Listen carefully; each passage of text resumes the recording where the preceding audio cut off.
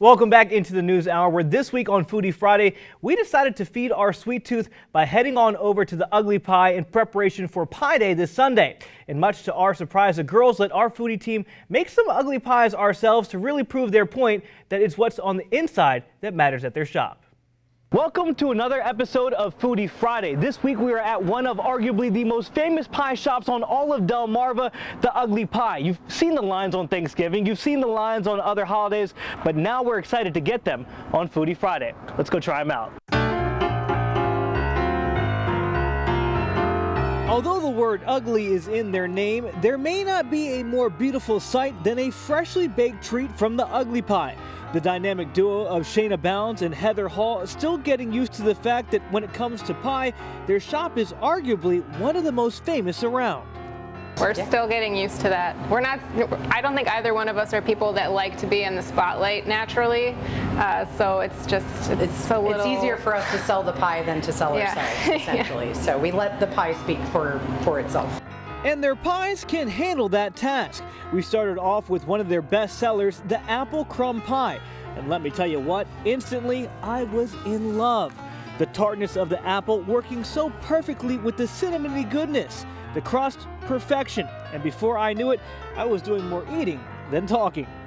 I normally take like one bite when I'm trying these things, but I'm on bite number 3 and that's okay.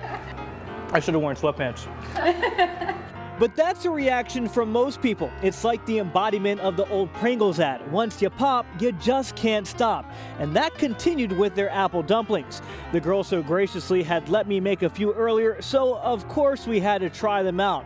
And let me tell you, the syrup that we glaze them in made the crust so nice and golden and full of flavor. So for starters, we like to say Downtown Delicious on Foodie Friday. Downtown Delicious. I thought I would be a little bit more appled out. After that, no, I'm right back into stuffing my face. I also started to understand the true meaning of ugly pie, because I had thought for sure that letting Mike and I make crust was a terrible idea. But as I learned from them, despite the awful pie crust skills that Mike and I displayed, mine is definitely the ugliest, that it was actually a less than pretty pie from Shayna that the name came from. I made a joke that I bake like a blind grandmother, and she, being the person she is, she was like, oh, you make an ugly pie? And we kind of laughed about that, and she's like, well, it doesn't matter because it's what's on the inside that counts. And we were like, wait a second, we got the name and our slogan all from her making fun of me. But all jokes aside, the next thing we tried was something serious, a Scrapple Jack quiche, featuring Rappa Scrapple, Monterey Jack cheese, onions, garlic, and their signature seasoned egg mixture.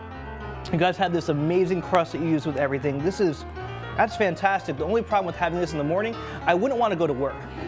I'd eat one of these, and I'd say, you know what, I've had one slice, let me go 2 slices. Next thing I know, I've finished an entire quiche, and I'm calling into my work saying I can't come in because I'm on the couch. A hands-down Eastern Shore favorite that not only impressed me, but Mike as well. The difference between me and Julian is I can eat all that and still come to work. That is fantastic.